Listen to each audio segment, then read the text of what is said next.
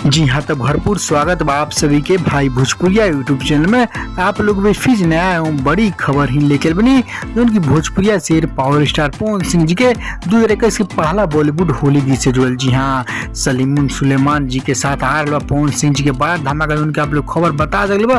Shooting भी complete हो गई और पोस्टर भी आ गए, उनकी ऑफिशियल पोस्टर डिलीट भी हो गई और साथ ही साथ टीजर भी देखा गया।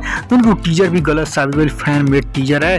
जी हाँ, तो लेकिन ऑफिशियल पोस्टर है, पोस्टर ऑफिशियल के film team music team delete भी कर दिल और रिलीज जब बतौल रहे 11 मार्च यानी महाशिवरात्रि के सुबह तो रिलीज हुई फुल वीडियो। जी हाँ, रिलीज डेट भी खुलासा कर टीजर अभी तक ना पोस्टर कुछ ना आयल, सारा कुछ पर चर्चा के लिए डिटेल्स है, बस पूरा वीडियो अंत तक देखी।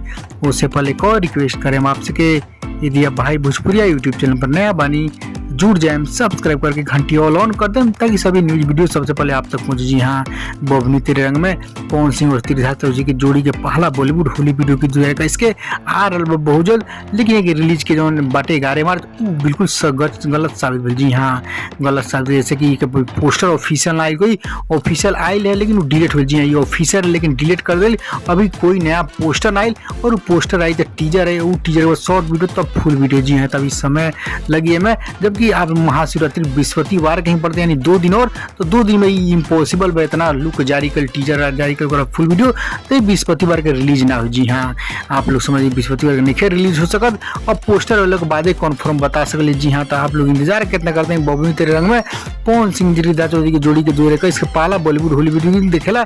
खबर पसंद पड़े जान पूरा विशेष रिपोर्ट तो चाहे खबर लाइक शेयर करें दबा के सभी फैंस लोग जान जो नया है बड़ी खबर भाई भोजपुरिया रिपोर्ट डाला।